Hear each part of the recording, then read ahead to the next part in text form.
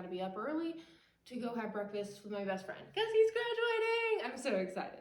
I asked all of my friends in my cohort before his graduation what I should get him. And so they listed things like a really great notebook, a bunch of pens, things to play with in class. I couldn't think of anything else, so I asked ChatGPT. ChatGPT, what is a great gift for a graduate that is becoming a therapist? And ChatGPT was like, books. And I was like, oh, books.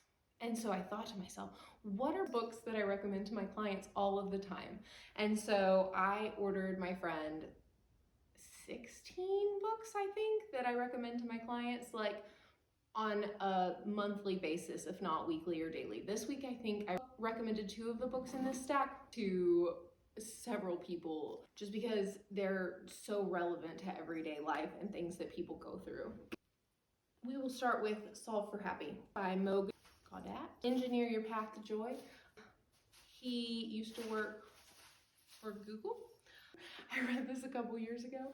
The reason I recommend this one, I don't know if I've actually recommended this to clients in a long time, but I think it gives you a lot of basis for knowledge for things that you might end up discussing in therapy. So like it has like best case scenario and worst case scenario, and like this is no positive aspects of fear or attitude. Talks about the way your brain is wired and your past and present, and just things that get in your way of being happy, and it's really easy to understand. I like the way that this is written, and it's just, it's relatable and understandable, and I don't know why I haven't recommended it to that many people lately. Maybe I just forgot about it, but I do really like it. Every time I see it in my Audible list, I'm like, oh yeah, that's good. I kind of want to read that again. So, Solve for Happy. I got that from my friend. All right, the next one is 7.5 Lessons About the Brain by Lisa Feldman Barrett. I got this one because she is a neuropsychologist, professor of psychology at Northeastern University. Okay, this book talks about like how your brain is wired, and it talks about myths that we have of the brain and kind of how your brain works. So a lot of times I will talk to my clients about how the brain works based on information I got from this book. So if you want to know more about the ways in which your brain works and understand how that affects your life, then this one is really, really great. So I don't always recommend this one, but I do recommend it if you're going to teach people. So this one is more for therapists, but I still recommend it. It can help you understand yourself better and understand why you're doing the things that you're doing sometimes. All right, this one is so sad. It is Being Mortal by Atul Gawande. Medicine and What Matters in the End. Again, so sad. Atul Gawande is a doctor, I think specifically a surgeon. And so this book is about, it's hard to even talk about. So understand the medical system, and then how to make medical decisions based on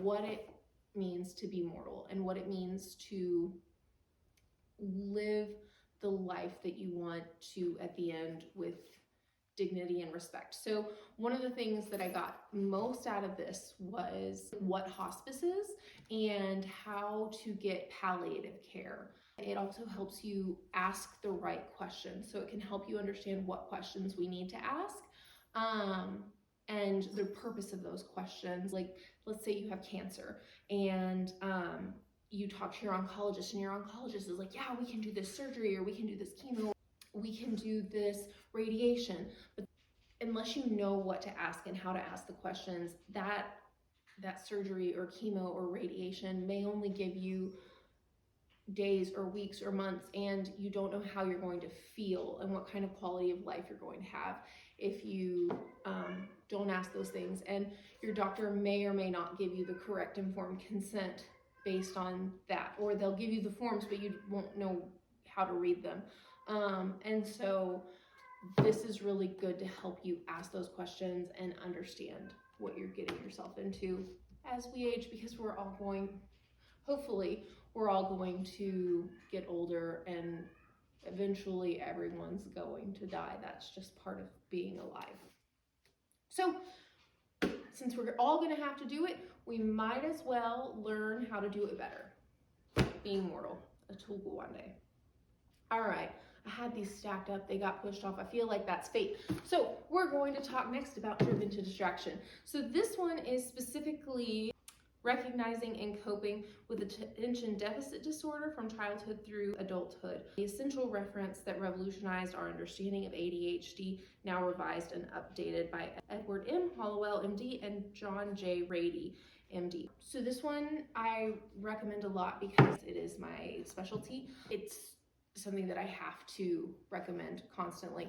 So this one talks about what ADHD looks like. It has case studies. It has ways to talk to families and how to get help. At the very end, it has like different types of medication based on other diagnoses. I recommend it all the time because it feels so inclusive of so many different parts of ADHD that I just didn't know.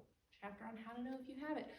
So it can just like help you figure out like if you need to get diagnosed, who to go to, subtypes, how to help your family, and just silly things. There's just silly things in here that I was like, oh, this now makes sense for me. Like there was a line about like ADHD people liking cars, and I was like, yeah, I do want to go fast.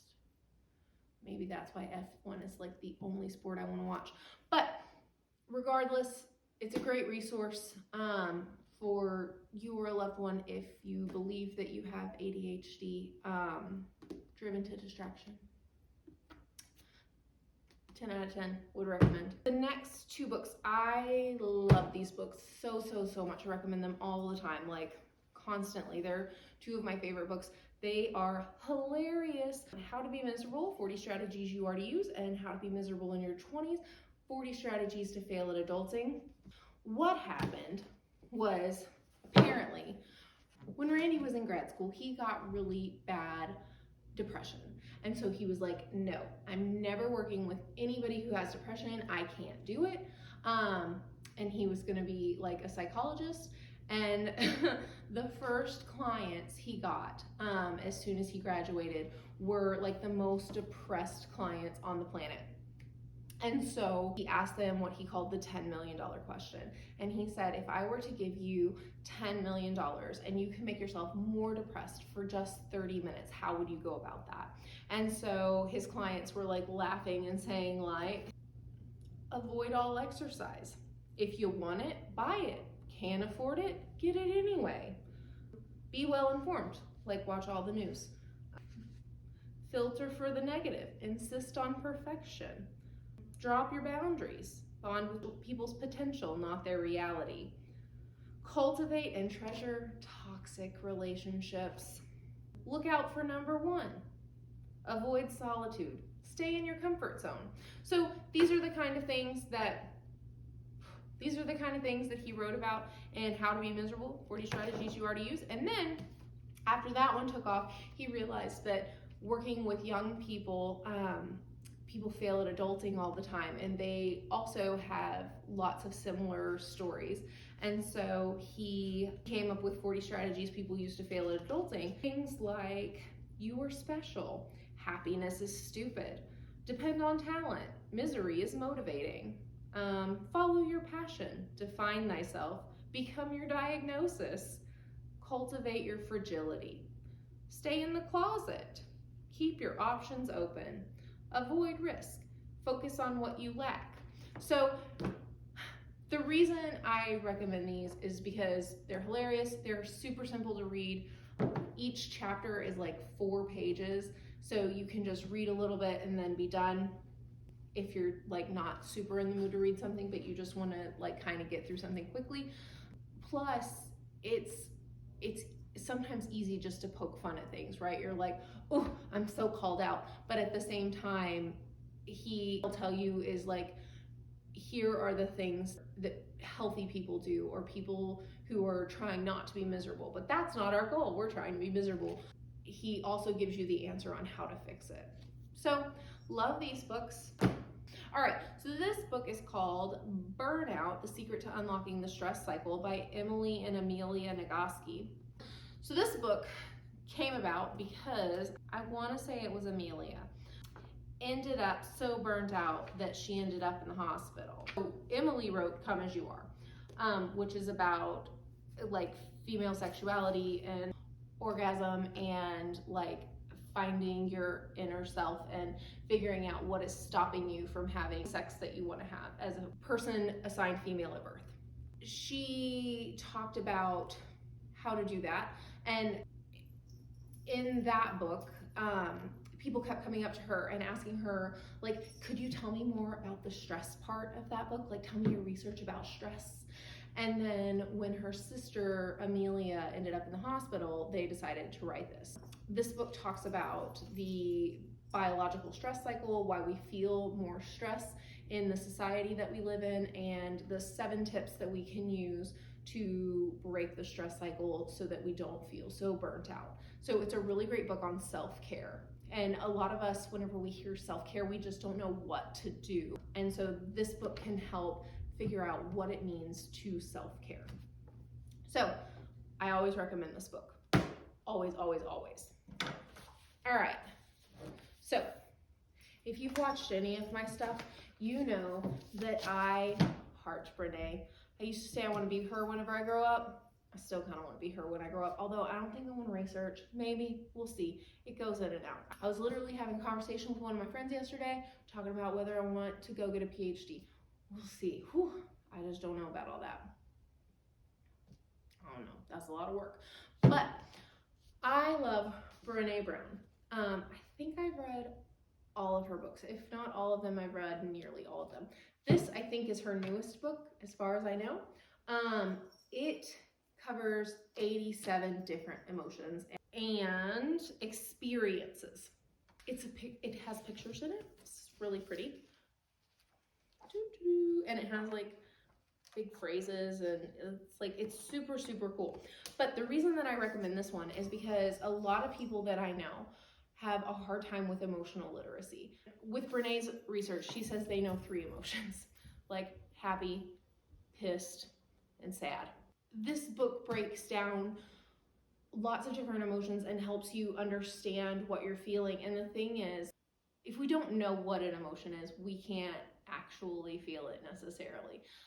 But I also find that when people are able to communicate what they're feeling, they are able to connect better. So one thing that happens in my office all the time is people will say, I feel like blah, blah, blah, blah, or I feel like you did this. And so one thing that I remind my clients is to never use I feel statements that way. So if you're going to use an I statement, you have to say I feel, insert emotion word here. But the problem is that people don't know emotion words.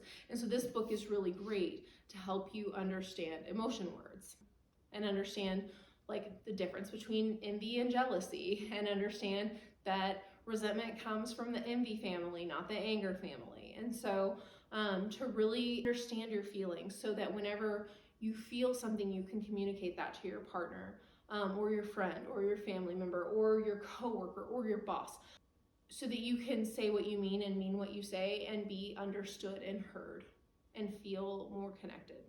I love this book for that reason, and I think that it's really great, and it's beautiful, and it's easy to read, and I find myself telling my clients all the time. And so whenever they're describing something to me, I'm like, oh, is it this emotion? And they're like, I don't know what emotion. So sometimes I'll pull this out and be like, blah, blah, blah, blah, and read them a chapter on the emotion. And they're like, oh my God, that's exactly what I was feeling. So Atlas of the Heart, Brene Brown, highly recommend this. All right, so now that's all the books I have for today.